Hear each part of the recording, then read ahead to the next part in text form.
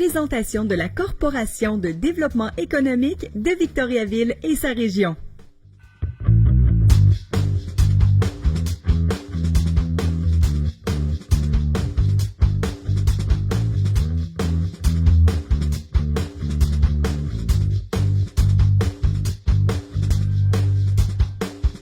Bonjour, bienvenue à cette deuxième émission où on souhaite vous faire découvrir des joyaux de nos entreprises de la région, des entreprises qui innovent, particulièrement dans le secteur de l'environnement, qui veulent faire une différence. Et je suis chez Sanimark avec Patrick Couture qui est avec moi, une entreprise que j'aime dire souvent qui est un joyau bien gardé, que les gens ne connaissent pas, mais qui ont beaucoup d'employés. Patrick, merci de nous recevoir chez vous. Ça fait plaisir, Alain. Et sans plus tarder, pour que les gens sachent qu'est-ce que fait Sanimark, qui est Sanimark, peux-tu nous décrire en quelques mots combien d'employés, quel est votre créneau particulièrement? En fait, Sanimark existe depuis 1969. On a créé l'entreprise à Victoriaville. Ça a été créé par M. René Laroche, qui est un fondateur de Sanimark. Et on s'amuse à dire souvent que René était le petit roux qui lavait les vitres au centre-ville de Victo. Et puis aujourd'hui, Sanimark est rendu une entreprise de 700 employés. On est pan-canadien. On a commencé aussi à faire des projets avec les États-Unis, puis aussi avec l'Europe. Fait qu'on devient pas juste Victoriaville, on devient pas juste national, mais on commence à être international. Le produit, en fait, de Sanimark, c'est tout ce qui est relié au nettoyage. Fait qu'on on a réparti nos divisions avec des secteurs d'activité différents. On a un secteur d'activité en agroalimentaire. Fait que ça, c'est tout ce qui est les produits de nettoyage, l'ingénierie pour laver les plantes ou laver, c'est-à-dire les plantes, j'allais dire en anglais, mais les usines de transformation. Après ça, on a une division qui est pour tous les produits de piscine et spa. Fait que tout ce qu'on a besoin pour avoir une saine qualité d'eau pour la piscine et les spas. Troisième division qui est le sanitaire. Fait que c'est tout ce qui est le gouvernement, donc les hôpitaux, les écoles, tous les commerces, les institutions. Fait que ça, c'est tout ce qui est produit fini, tout ce qui est distribution, tout ce qui est accessoires. On a une quatrième division aussi qui est tous les équipements. Fait que c'est des équipements de nettoyage spécialisés qui vont automatiser beaucoup de nettoyage. Puis j'imagine dans ce secteur-là, il y a des gens qui sont sensibles par rapport aux enjeux environnementaux qu'on entend un peu partout. Donc vous avez une obligation, vous aussi comme entreprise, d'être sensible. En arrivant dans le stationnement, on voit des bornes électriques. Oui. Je dis souvent quand une entreprise achète, installe pour ses employés qui viennent travailler, c'est qu'ils sont déjà conscients de tout ça. Vous avez du travail à faire, vous avez un département d'innovation, j'imagine, ici? Oui, tout à fait. Tout à fait. Bon, on a des petits gestes qu'on fait. Comme tu parles des bornes, on essaie de minimiser aussi les déplacements des réunions. On utilise beaucoup l'électronique, les téléphones. On a des applications comme Zoom où on fait nos rencontres. Fait que les gens peuvent être à Winnipeg, Victo, puis on fait des interactions facilement. On a aussi des belles volontés pour l'entreprise de devenir beaucoup plus vert. Ça fait plusieurs années qu'on est là-dedans. On a beaucoup de produits verts d'ailleurs. On a des produits qui sont certifiés Écologo sur le marché. On est les premiers d'ailleurs au Canada à avoir un produit certifié vert pour la piscine. On a des produits piscine qui sont certifiés verts. Fait qu'on a une belle conscience environnementale par rapport à ça. Puis tantôt, quand on va aller au département d'innovation, on a des projets concrets où on vise vraiment à avoir de la chimie verte. On vise à revoir certains packaging, certains emballages qui vont faire en sorte qu'on va faire notre cause pour la société. Oui, tout à fait. Je pense que le suremballage aussi, ça fait partie des préoccupations des gens. Je suis content d'entendre ça. Quand ce projet-là d'émission, on le fait en partenariat avec la Corpo de développement économique de Victoriaville et sa région, on leur a demandé de nous sortir une liste d'entreprises qui souhaitaient qu'on fasse découvrir à la population. Vous étiez là, au-devant, donc pour l'innovation de l'environnement. Mais juste avant de passer là, je tiens à le souligner parce que, je te connais, on se voit dans les activités sportives. Sanimark est aussi une entreprise qui est très impliquée dans la communauté, qui supporte des événements, tout ce qui touche le sport, je pense le triathlon, la course à pied, les saines habitudes de vie, même les organismes communautaires, le Grand Défi, il a été même impliqué personnellement. Vous êtes là, je tiens à le dire avant même qu'on aille plus loin dans l'émission. Bravo pour l'implication de l'entreprise et du personnel aussi. Ça nous fait plaisir. En fait, c'est comme un peu redonner à la société, ça. Fait que comme organisation, comme un bon employeur à Victoriaville, si on peut s'impliquer dans la communauté pour justement redonner puis faire en sorte que les gens, on s'est mis beaucoup dans le sport, mais nous autres, on veut gérer plus la prévention que la guérison. Fait qu'on encourage beaucoup les activités sportives, faire en sorte que les gens puissent bouger puis avoir une meilleure santé, autant mentale que physique. Bravo. Fait que sans plus tarder, on s'en va directement dans votre laboratoire. Ouais. On va aller parler avec un autre Patrick. Ouais. Il va nous montrer concrètement les actions que vous posez ici avec l'entreprise. Super. Super. Good. J'avais dit qu'on allait dans un laboratoire. On est présentement, pas avec les Dupont, mais Patrick et Patrick Futur, avec qui on a jasé tantôt pour connaître un peu plus l'entreprise, mais aussi avec Patrick Marchand. Patrick, tu es responsable du laboratoire, du département d'innovation. Oui, dans le fond, je suis responsable du tout ce qui est laboratoire, tout ce qui est affaires scientifiques, finalement. Je m'occupe du laboratoire ici. Donc, notre laboratoire est divisé en deux. L'innovation et le développement. Aujourd'hui, on va plus parler d'innovation. Et aussi le laboratoire de contrôle qualité où on analyse nos produits qui sont fabriqués. Donc, si le travail n'est pas bien fait, il y a plein de monde qui se promène en arrière, n'est pas bien fait, c'est pas bon pour la business. Non. Ça veut dire qu'il y a des problèmes avec les produits qui sont mis sur le marché, j'imagine. C'est ça. Puis en même temps, vous avez le défi d'innover pour permettre à l'entreprise de se propulser vers le futur pour la suite des choses. Oui, ben c'est ça. Dans le fond, j'ai dit qu'il y avait deux parties. Il y avait le développement et l'innovation. Le développement, c'est ce qui nous permet de rester actuel sur le marché. Puis l'innovation, c'est vraiment, quand on pense à 5-10 ans, Sanimark, on va être où? Ben, c'est l'innovation qui s'occupe de cet aspect-là. Bon, on parle d'innovation. Tantôt avec Patrick, on disait l'importance de l'environnement maintenant. C'est devenu une valeur, je pense, particulièrement chez les jeunes, mais aussi les moins jeunes. Pouvez-vous me donner des exemples, des actions que vous posez, ce que vous cherchez au niveau de l'innovation, au niveau de l'environnement, pour faire en sorte que vos produits répondent aux normes les plus élevées, je pense, du marché? Oui. Dans le fond, aujourd'hui, il y a une norme qui existe qui s'appelle Ecologo. Ecologo, c'est un troisième partie qui évalue nos produits pour s'assurer que ça répond à certaines normes environnementales. Et que ça conserve toujours l'efficacité du produit, parce que ça, c'est ce qui est important.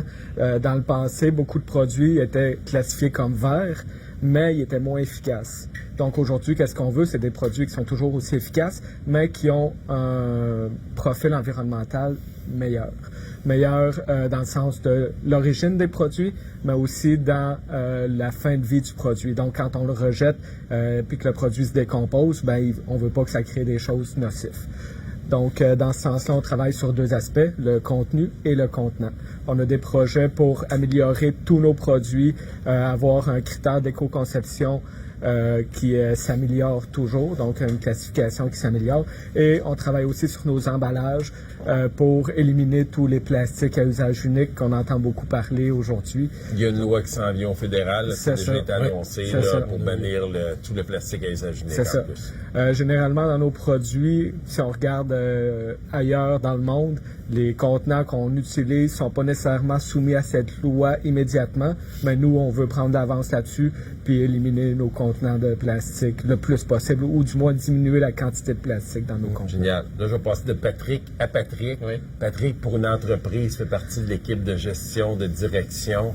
Pourquoi c'est si important de se propulser vers l'avant, de répondre à cet enjeu environnemental?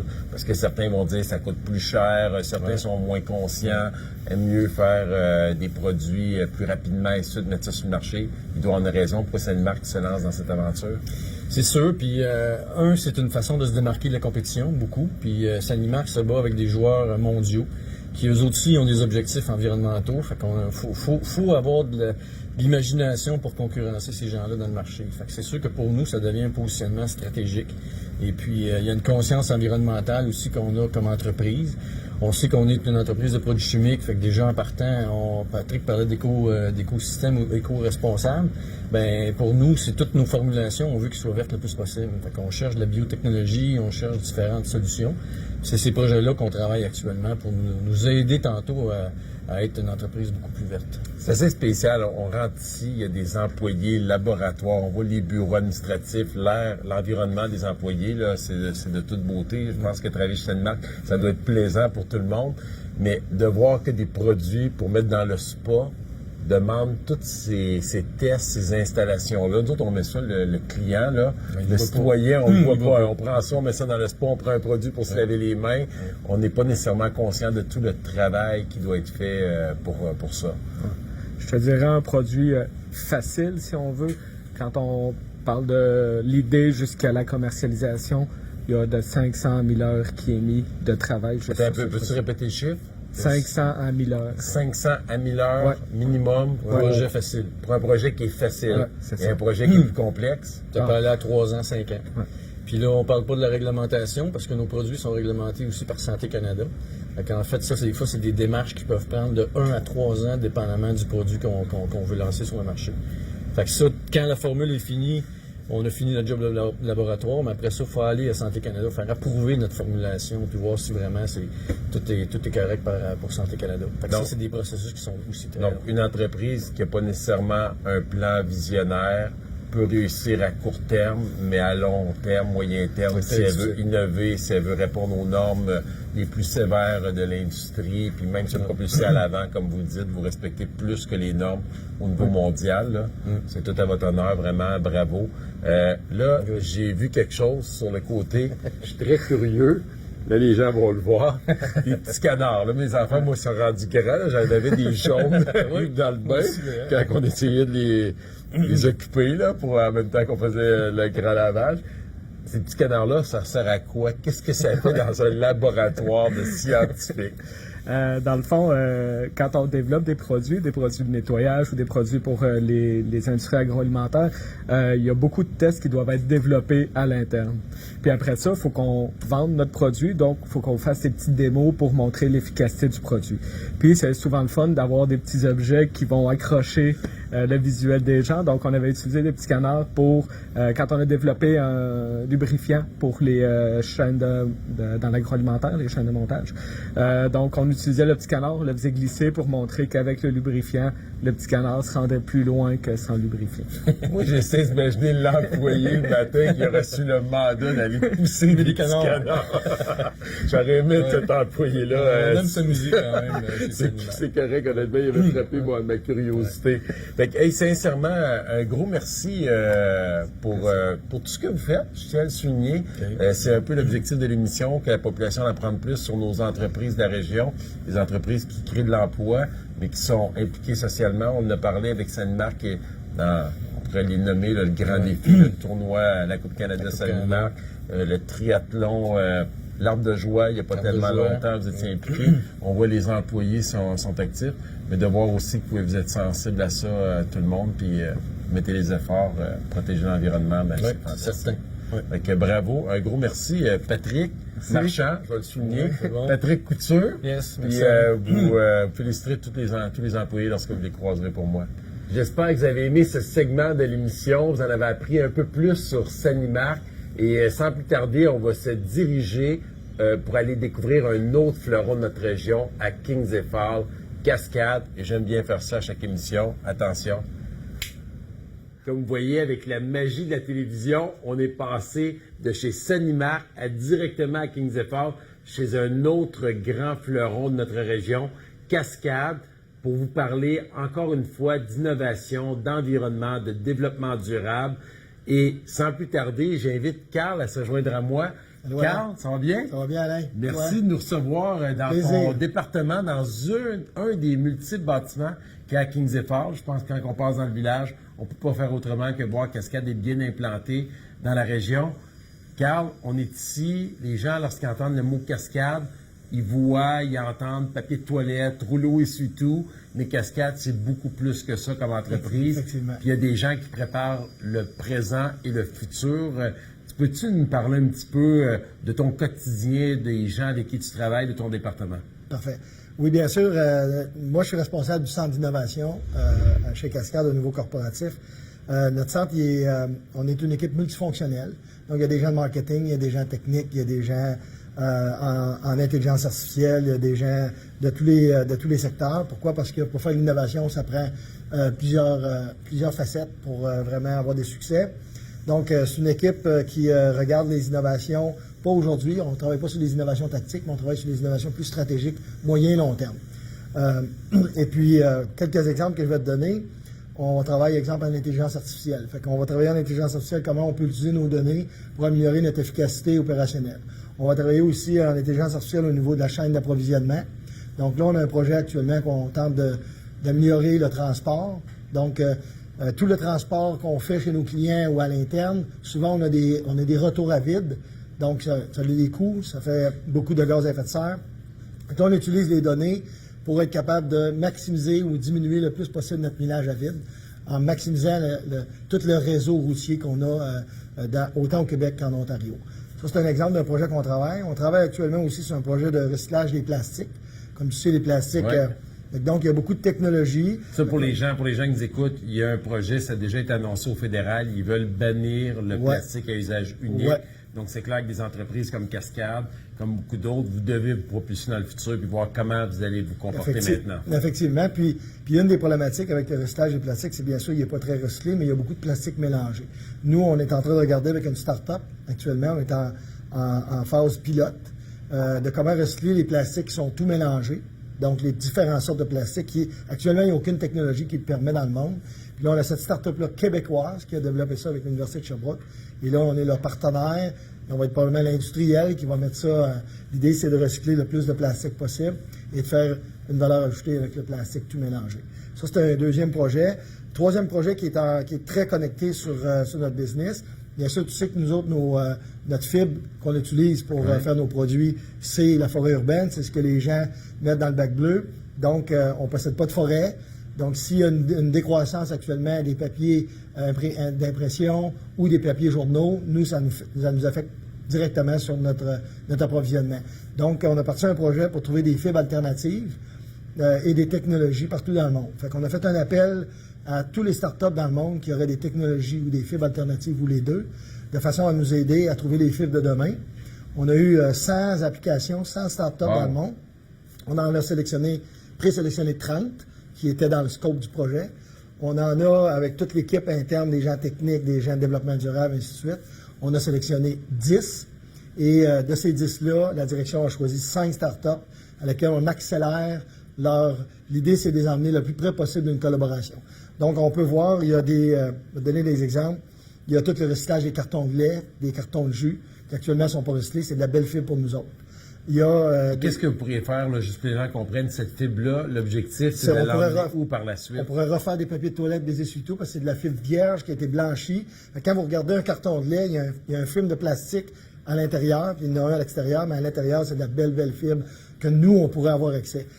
Depuis plusieurs années, on n'a pas accès à ça parce que les plastiques ne nous permettent pas d'être capable d'avoir accès Vous créez un cycle, vous réutilisez la même matière et vous évitez d'en prendre de la matière pure et de recommencer de la rentrer dans le système. Exactement. Actuellement, il y a près de 20 000 tonnes de carton de lait et de contenants aseptiques qui n'est pas recyclé au Québec. Qui se ramasse d'un site d'enfouissement. Qui se ramasse d'un site d'enfouissement, ou des fois, il est à l'exportation. Mais comme tu vois, aujourd'hui, les centres-tri sont en difficulté, fait que ces tonnes-là ne sont pas recyclées. Nous autres, on veut développer, on a une technologie qu'on pourrait aller chercher, avoir accès à la fibre, sortir le plastique, en faire une valeur ajoutée avec le plastique, puis les usines de Kinsey pourraient prendre la fibre. Fait qu'on parle d'un gros volume de fibre qui est actuellement dans le gisement des sites d'enfouissement qui pourrait devenir une source... Ça, c'est 3 exemples de projets très porteurs. On travaille avec des experts, des technologies, des startups, un peu partout pour accélérer l'innovation. Est-ce qu'on doit comprendre qu'une entreprise comme Cascade, sans innovation, sans une équipe de chercheurs comme vous qui faisaient ça au quotidien, la viabilité de l'entreprise à moyen long terme pourrait être à risque, nécessairement? Oui, définitivement. Personnellement, c'est ce que je crois. Si on est toujours dans le quotidien, parce que quand tu opères une entreprise, tu es souvent dans le quotidien, tu veux livrer des bons résultats, tu veux donner un salaire à tous tes employés. Par contre, pour être capable de penser dans 5 ans, dans 10 ans, il faut que tu te détaches des opérations. C'est pour ça que nous autres, on est une équipe qui est complètement détachée, dédiée 100%. On n'est pas lié aux opérations. On n'est pas payé par les opérations. On est payé par le corporatif. Et puis nous autres, ça nous permet de prendre du recul, faire de la vigie, regarder vraiment les besoins des clients, les nouvelles technologies pour être capable de proposer à l'entreprise les technologies qui vont propulser Cascade demain. Carl, un gros merci. Je pense que je pourrais rester comme ça pendant plusieurs heures à entendre tout ça.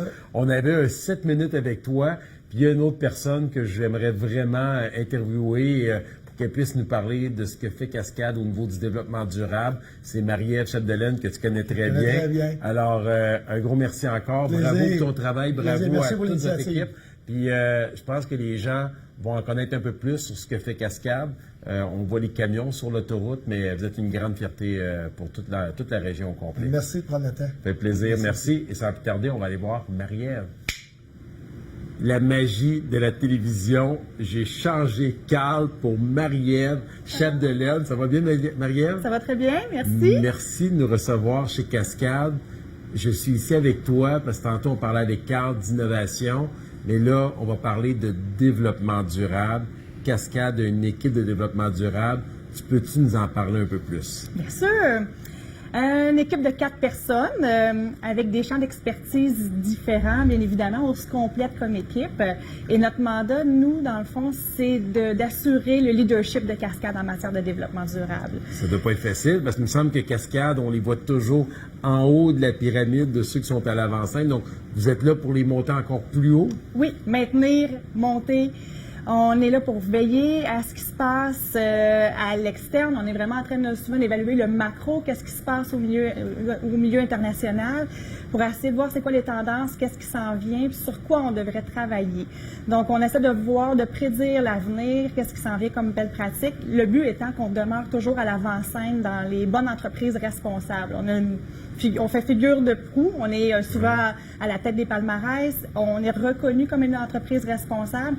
Et c'est sûr que ça met une certaine pression pour qu'on demeure là et qu'on mette en place toujours des nouvelles pratiques, des nouvelles actions pour maintenir cette position-là en viable qu'on a heureusement. Je connais pas tous les employés de Cascade, mais d'après moi, c'est vous qui devez avoir le plus de pression dans toute l'entreprise parce que vous devez innover pour faire en sorte que Cascade reste à l'avant-scène de tout le secteur dans lequel vous êtes. Peux-tu me nommer une innovation en développement durable, un exemple concret de ce que vous avez emmené dans les dernières années? Je pense, mon premier réflexe de ce que l'on a entendu dans les médias, parce que c'est un peu spectaculaire, le programme pour les véhicules électriques que vous avez mis en place ici chez Cascade. Là, je pense que je ne connais pas d'autres entreprises qui ont été aussi loin que ce que vous avez fait. Alors effectivement, je pense qu'on a vraiment fait notre place. Et étonnamment, parce que c'est pas notre secteur d'activité, on ne travaille pas en électrification des transports, on est une compagnie d'emballage de papier. Et là, on a voulu un peu influencer le marché et nos employés aussi à adopter des pratiques de vie plus responsables. Fait que c'est un programme qu'on a lancé destiné aux employés. On travaille bien sûr en arrière aussi à électrifier la flotte corporative pour que les véhicules de l'entreprise soient électriques ou hybrides rechargeables, pour que aussi nos gens qui se déplacent, comme les représentants des ventes, puissent se déplacer aussi avec des véhicules électriques. Mais ce programme-là a été pensé, dans le fond, pour influencer l'employé dans sa vie quotidienne. Tu sais, on dit toujours que nous, on fait des super belles pratiques, on essaie toujours d'être à l'avant en mettant en place, exemple, des programmes d'énergie renouvelable. On le fait avec le parc solaire à l'Île-Lemaire, à Kings Phase. On veut mettre en place des bonnes pratiques d'entreprise. Mais là, on sentait qu'on avait quelque chose à faire aussi pour nos employés. Essayer de voir comment eux autres aussi dans leur vie, on en a 11 000 à influencer, qui peuvent aussi influencer leur famille, leurs amis, leur entourage. Donc, on a voulu faire un peu un effet boule de neige comme ça en créant ce programme-là, qui est destiné aux employés. C'est ça, pour que les gens comprennent, c'est que Cascade, tu me corriges, là, je suis pas un expert, j'ai pas vérifié tout ça, mais ça m'est comme venu à l'esprit tout de suite. Cascade bonifie l'aide gouvernementale, du provincial, du fédéral, a installé des bornes électriques partout. Les employés peuvent se recharger gratuitement. Tout à fait. Donc, c'est un incitatif qui est très fort. Là. Oui, on offre un 2 000 $ additionnel aux subventions gouvernementales. Ce qui a fait vraiment un effet multiplicateur. Les gens ont vraiment embarqué dans le programme. Des fois, c'était juste le montant supplémentaire qui faisait que ça pouvait faire pencher la balance dans ton achat. Donc, on est à peu près déjà, ça fait 2 ans que le programme roule. Québec, à toutes les semaines, si ce n'est pas tous les jours, des gens qui s'informent du programme. Donc, ça fait vraiment un effet monstre d'adopteurs. On est à peu près à 200 personnes qui ont décidé d'adopter le véhicule électrique jusqu'à maintenant. Et comme je dis, ça bouge toujours. Là, fait que je te reparlerai la semaine prochaine et j'aurai un autre chiffre. D'après moi, il y a des concessionnaires automobiles qui doivent être très, très, très contents. Oui, ça roule vraiment bien. Et on vient de finir l'installation en Ontario. Et là, le but étant qu'on va installer des bornes de recharge partout et offrir ce programme-là d'aide financière partout à nos employés en Amérique du Nord. Autre projet que je pourrais dire aussi qui a influencé beaucoup le marché, ça c'est un beau projet d'influence de marché. Je dirais aussi que c'est le plan d'action en développement durable. C'est le rôle de l'équipe de développement Parle-moi durable. de ça, ça m'intéresse, parce que c'est beau les actions, mais il faut qu'il y ait des gens qui aient pensé, qui aient mis en place une vision, qui aient mis en place un plan d'action pour que les choses se fassent de façon concrète. Oui, on a un plan d'action stratégique, dans le fond, en fait, on était probablement une des premières entreprises privées à faire ça. On a lancé notre premier plan d'action en 2010. Donc, on a déjà 10 ans d'expérience avec nous pour pouvoir essayer de comprendre où on s'en va avec ça. On travaille sur des indicateurs de performance clés. Il y a des équipes en place qui ont le mandat de faire avancer les dossiers pour qu'on puisse atteindre nos objectifs par rapport à ces indicateurs de performance-là. Et nous, l'équipe de développement durable, on est là pour faire le lien entre les différentes équipes, s'assurer qu'on va atteindre nos objectifs.